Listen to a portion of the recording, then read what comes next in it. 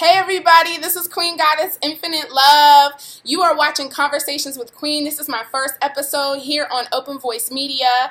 I have with me my first guest who is an awesome poet and hip hop artist from Southeast DC. If you don't know about that underground hip hop in DC, check up on it. So I'm going to let him introduce himself. Let me reintroduce myself. My name is... What's going on, y'all? My name is Wise Element from Washington, D.C., particularly Southeast, Potomac Gardens area. So tell me more about where you grew up at. I grew up in around Potomac Gardens area for the most part of my youth. I've been all over D.C.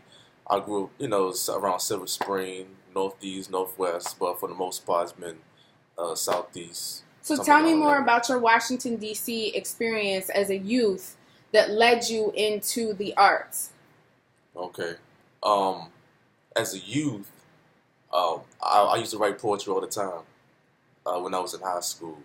I always write love letters, write poetry, give it to, little crush, whatever. So that's basically how it started. And later on in life, I found out that my father, he was into poetry as well. He was a roster. He used to, be with the rosters, out with the drumming and, poetry, things of that nature. So later on in life, I figured out that, there's a connection between me and poetry and my father. So it's like in my blood, I guess. It's in your blood. Wow, that's a strong statement. So do you consider yourself a Rastafarian? No, I'm not a Rastafarian. I'm more of I'll say Hebrew mindset. Hebrew. What does that mean, Hebrew? For the people that might be watching from Israel, what does it mean to be Hebrew to you? Basically, is this, that it's a belief that the so-called blacks, Hispanics, and Native American Indians are direct descendants of Abraham, Isaac, and Jacob. They are the true descendants of Israel, and and we have a obligation and responsibility to conduct ourselves a certain way to the world, to be an example. And how does being a Hebrew Israelite reflect in your art, your hip hop, and your poetry? A lot of the knowledge that I spent, a lot of the understanding, the wisdom that I put into my work is from a Hebrew Israelite perspective to a certain degree. One of my favorite rappers of all time was a former Hebrew Israelite, Killer Priest. He's amazing. He's like my top favorite rapper of all time right now. So. Okay, can you spit a little Killer Priest for us? All right. I go. Knowledge is wisdom. This goes back when I was 12. I loved doing right, but I was trapped in hell. Had mad ideas, sad eyes and fears, years of fears. Years of fears, but my foes couldn't bear. I searched for the truth since my youth. I went to church since birth, but it wasn't worth the loot that I was paying, plus the praying. I didn't like stand because of busy bodies and dizzy hotties, that the preacher had souped up with lies, had to crouped up, looking at loot, butt, and thighs. During the service, they swallowed on the poor. That after they heard this, they wallowed on the floor. But I ignored and explored my history that was untold, and watched mysteries unfold, and dropped the Jews like Solomon, but never follow men. Cause if you do, your brain is more hollow than displaced Sibylia or the abyss. There's some words I forgot. Hold on. He said, does it pay to be deaf, dumb, or blind? From a slave, he was kept from the mine, and from the caves, he crept from behind. And what he gave was a sect of the swine in the Bible that condemns the pig. It's the whole rapper is amazing, man. Killer Priest, he goes into a lot of other stuff. It's like real intellectual. It's real intellectual. So do you consider yourself a black intellect or an intellect in general? I consider myself an intellect in general. Okay, amazing. And so your experience as a Hebrew Israelite, as well as the influence of Killer Priest, is really what has molded your sound. Is there anything else that has molded your sound, or that you have an interest in your hip hop that might be unique or different?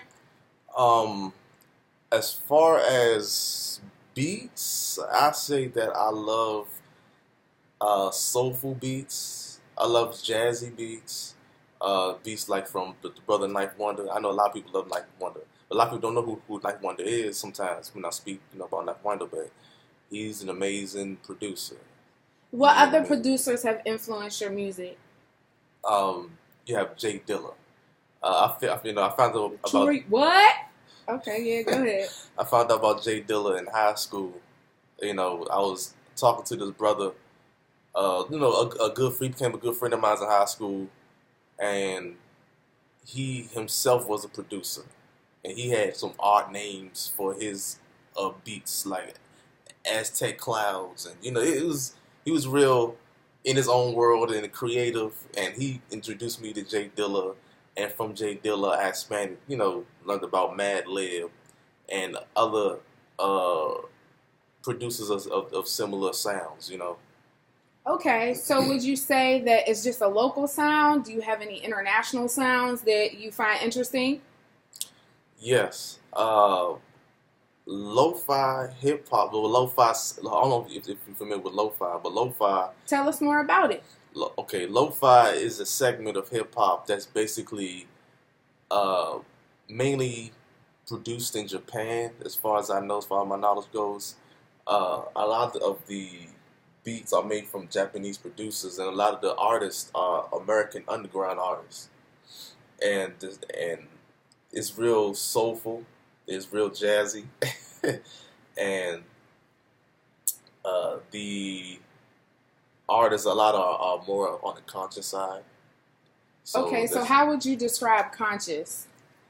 Conscious meaning that it's music that is meant to be awakening, music that is meant to change your thinking or to explore different things through your mind. Because non-conscious music, you should say, is like music that's, you listen to just to get hype, or you might listen to something just to, for the feeling. Right. And conscious could do that as well, but I believe there's more, the mind. So it's enlightening. Enlightening, yes. Okay, amazing. So out of all of those influences, if you could work with anybody in your artistry, who would it be? Killer Priest. Killer Priest. Okay, and as far as producers, what would you say would be your dream producer? My dream producer. If they were listening right now. Okay, I have a few. Okay, share it with us. First of all, I like to say Knife Wonder. He's a producer. He made killer. He's a beast. He's a beast. I met him actually. Wow. At Howard Homecoming last year, and it was amazing. So tell Knife Wonder right now. Hey Knife, what's going on, brother? I would love to work with you, man. If Lord willing, if destiny allows, and we'll most likely we will see each other again, and we will cross paths again. You better speak it into existence. I know that's right, brother. Well, I certainly enjoy having you here today on Conversations with Queen Goddess, Infinite Love. It's all love all the time. And if you look to your left, say hello to Miss Mary, also known as the Black Madonna, who has fed the world and created the world from thus her womb came.